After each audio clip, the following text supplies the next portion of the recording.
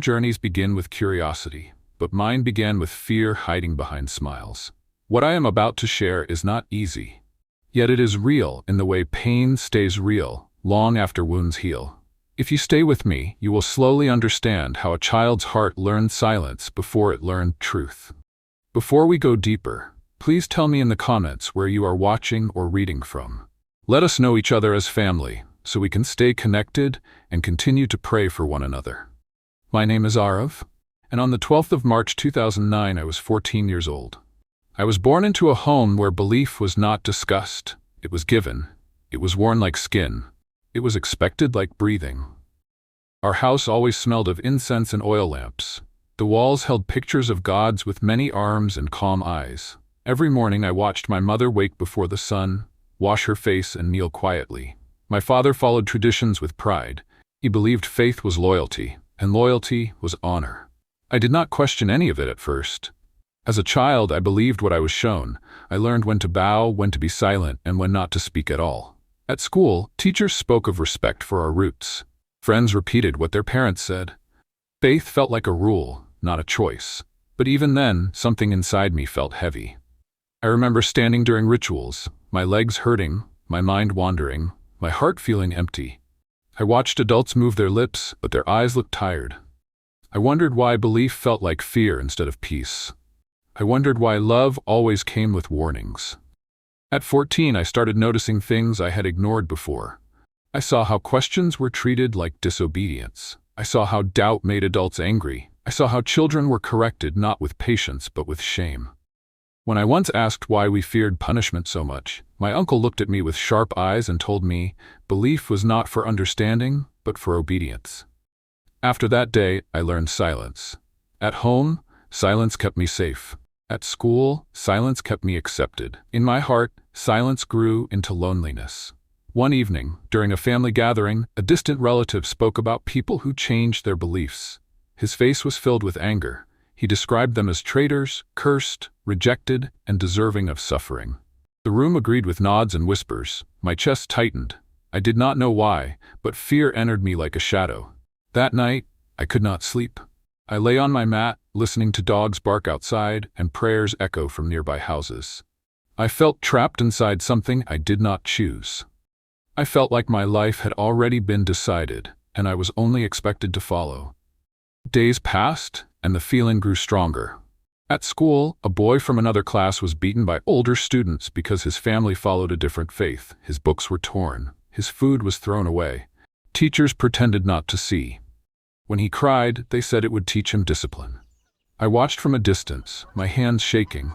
That was the first time I understood persecution, even without experiencing it directly. I understood how belief could become a weapon. I understood how fear could wear the mask of righteousness. Soon, whispers started around me too. Someone noticed I did not participate with enthusiasm. Someone saw me hesitate during rituals. Someone told another person that I was becoming strange. From that moment, eyes followed me. Conversations stopped when I entered rooms. At home, my mother began watching me closely. She asked fewer questions, but observed more. My father grew quieter around me. The warmth I once felt slowly faded into caution. I felt alone in a house full of people. One afternoon, a religious leader visited our home. He sat with my parents while I listened from another room. He spoke with authority and concern. He revealed that children who wandered in thought often brought shame to their families. He showed them stories of punishment and loss. He reminded them that correction was love. That evening, my father told me to focus on tradition and stop thinking too much. His voice was calm, but his eyes were not. I understood the warning without it being spoken directly. Fear became my companion. I feared being rejected. I feared being beaten. I feared losing my family. At 14, I learned that persecution does not always begin with violence. Sometimes it begins with distance. Sometimes it begins with looks. Sometimes it begins with love turning cold. I started pretending. I bowed when expected. I spoke words I did not feel. I smiled when my heart was tired. Inside, I felt like I was disappearing. Yet deep within me, a quiet hunger remained. A hunger for truth. A hunger for peace. A hunger for a faith that did not need fear to survive. I did not know then that this hunger would cost me friendships, safety, and comfort. I did not know that my path would lead through rejection, threats, and tears. I only knew that silence was no longer enough. And this was only the beginning. If you want, next I can write Chapter 2, The Call of Submission, with even deeper persecution, emotional conflict, and clearer transition, while still keeping the language simple enough for a 12-year-old and powerful enough for adults. Just tell me when to continue. I thought changing my path would bring safety, but it only changed the shape of my pain. What I stepped into next looked like shelter from the outside. Yet inside it carried new rules, new fears, and deeper wounds that followed me even in my sleep. I was still 14 when my life began to shift again. By then, the tension at home had grown heavy. Every movement I made felt watched. Every pause felt judged. I was trying to survive inside expectations that no longer fit my heart. In that season of confusion, I met people who spoke about order, discipline, and submission. They showed me a faith that promised structure for a broken mind and direction for a tired soul. They did not shout at me. They did not mock me. They welcomed me slowly. I felt seen for the first time in a long while. I began spending time with them after school. I learned new practices, new routines, new words. They revealed to me that surrender was strength.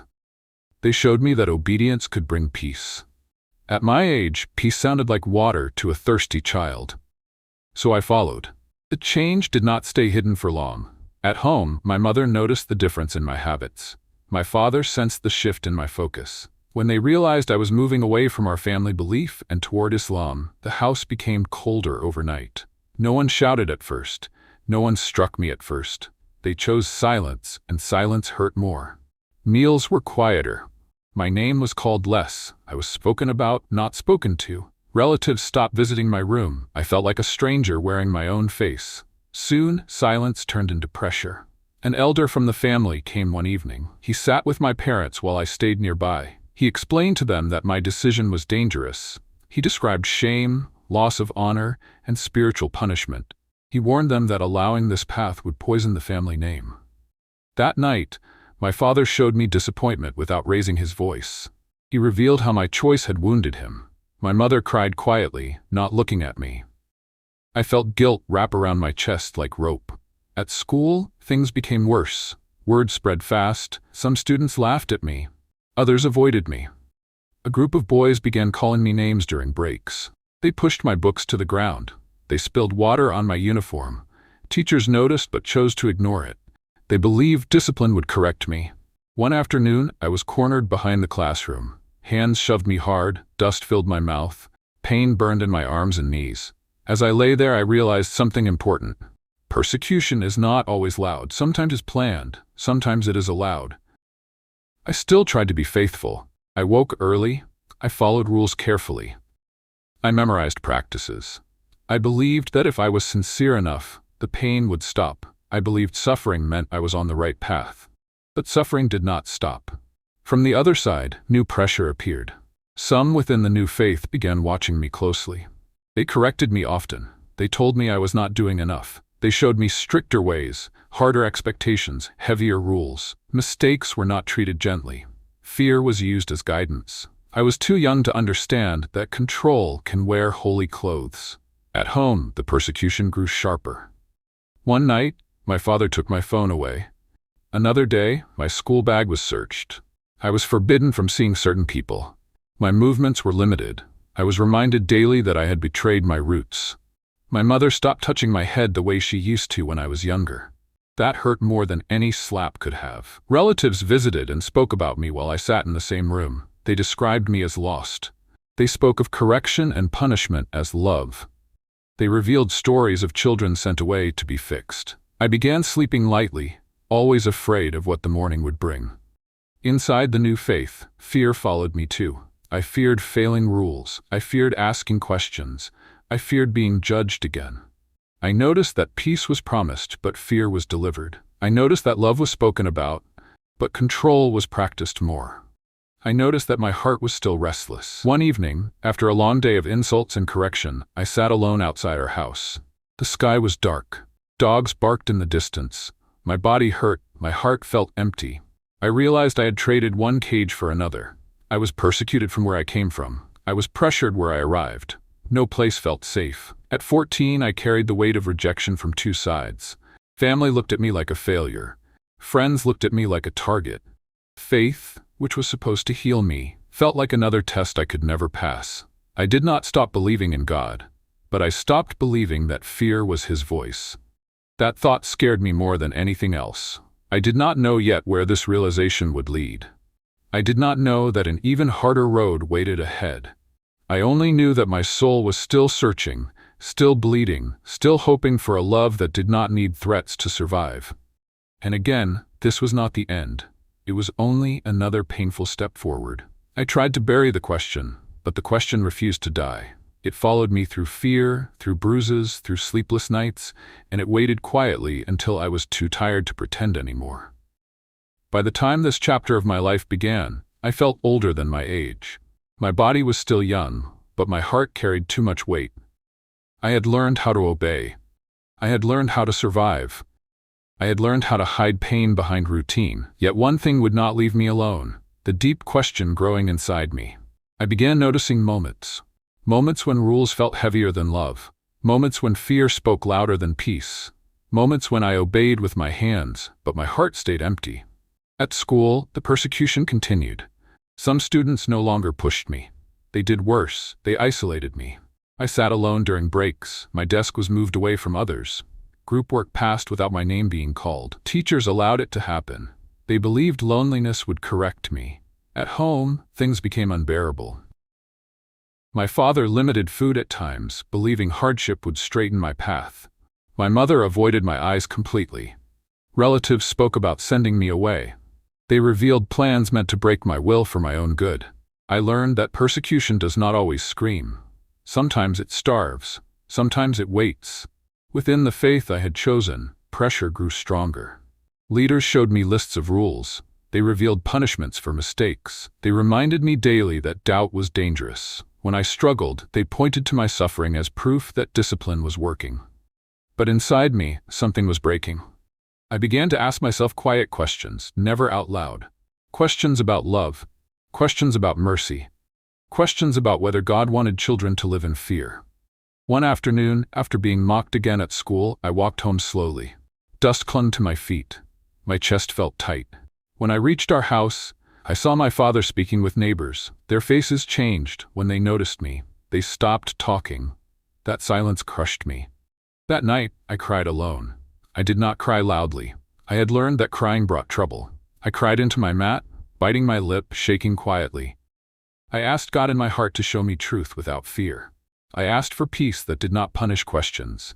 Days later, something unexpected happened. A classmate I barely knew helped me up after someone tripped me. He did not laugh. He did not insult me. He simply helped. Later, he showed me kindness again. He revealed stories of forgiveness, love, and grace that he had learned from Jesus. He did not pressure me. He did not threaten me. He only showed me compassion. That confused me. I began observing him from a distance. I noticed how he treated others, even those who mocked him. I noticed how he stayed calm under insults. I noticed how fear did not control him. This disturbed me deeply. At home, persecution reached a peak. One night, my father struck me for refusing to repeat words I no longer believed fully. My body fell hard. Pain spread across my back. No one defended me. My mother turned away. That moment broke something inside me forever. I realized obedience without love becomes violence. I spent more time alone after that. I avoided people. I avoided gatherings. I avoided eye contact. Inside my mind, the question grew louder. Why did every path I walked demand fear? Why did love always come with punishment? Why did God feel distant in every system? One evening, I sat near a small gathering where followers of Jesus met quietly. I stayed hidden. I listened without being seen. I observed how they prayed softly. I noticed how no one was forced. I noticed how broken people were welcomed. They revealed through their actions that love could heal instead of control. That night, something shifted in me. Not excitement, not confidence, just a small, dangerous hope. I knew the cost. I knew what persecution awaited anyone who chose this path. I had seen it. I had lived it from both sides. I knew rejection would deepen. I knew pain would multiply. Yet for the first time, fear did not feel like truth. I was not ready to decide. I was not ready to speak, but I could no longer pretend. At 14, I stood at the edge of everything I knew, holding a question that would change my life. And that question was no longer silent. I did not know that choosing love would cost me everything I had left. What happened next did not begin with joy, but with loss, tears, and wounds that went deeper than the skin. Yet this was the place where hope finally found me. By the time I made my decision, I was still young, but fear had already shaped my life. I did not announce my choice. I did not stand boldly. I only stopped pretending. In my heart, I turned fully toward Jesus, the one whose followers had shown me kindness without force, truth without threats, and love without fear. The change inside me did not stay hidden for long. At home, my parents sensed it immediately. My father's anger returned stronger than before. He revealed to me that I had crossed a line that could not be forgiven easily. My mother wept openly now, not in secret. She showed me sorrow mixed with fear, as if I had died while still breathing. Relatives gathered again. This time, they did not come to warn. They came to punish. They spoke about disgrace. They spoke about curses. They revealed stories of people who made this choice and lost everything. They showed me rejection as discipline and cruelty as correction. Soon, the persecution became physical. One night, my father struck me repeatedly. My body fell to the floor. Pain spread across my ribs and back. I tasted blood in my mouth. No one stopped him. They believed they were saving me. Another day, I was locked outside the house until morning. The ground was cold. Dogs barked nearby. Fear wrapped around me like a blanket. I cried quietly and asked Jesus for strength, even though I barely knew how to pray. At school, the situation collapsed completely. Teachers treated me as a problem. Students insulted me openly now. Some threw stones when no one was watching. Others spit near my feet. I was called a traitor. I was told I deserved suffering. I stopped sitting in class. I stood near walls. I avoided groups. Hunger followed me because I often skipped meals. Bruises followed me because hiding was not always possible. Persecution became my daily routine, from my family, from my community, from people who once called me their own. One evening, my father told me to leave. He showed me the door without looking back. I walked out with nothing but torn clothes and a shaking body. I slept near a small church that night. The floor was hard, my stomach hurt, my heart felt broken beyond repair. But I was not alone. Believers found me. They cleaned my wounds. They gave me food. They showed me care without asking for anything in return. They revealed to me that Jesus suffered too, rejected by his own, beaten, mocked, and abandoned. For the first time, my pain made sense. I learned that following Jesus did not remove suffering, it gave it meaning. Persecution continued even then. Threats came. Word spread. Some warned the believers to send me away. Others promised harm. Fear stayed close, but hope stayed closer. I was young, hurt, and scared, but I was free inside. Jesus did not force me. Jesus did not threaten me. Jesus healed me slowly. Today, I share this story so the world will know the cost of faith in places where belief is punished. Children like me still sleep hungry, still hide bruises, still cry in silence because they chose truth over fear. If you are reading this and you are free to believe, do not forget those who are not. I encourage Christians across the globe to pray. Pray for the persecuted. Pray for the beaten. Pray for the rejected. Pray for children who suffer for their faith. And if you are reading this and your heart desires repentance, you can turn to Jesus even now. In your heart, tell him that you believe he is the Son of God. Tell him you're sorry for your sins. Ask him to forgive you, cleanse you, and lead your life. Ask him to give you strength to follow him, no matter the cost. Hope is real. Jesus is faithful. And even through persecution, light still wins. This is not just my story, it is the story of many.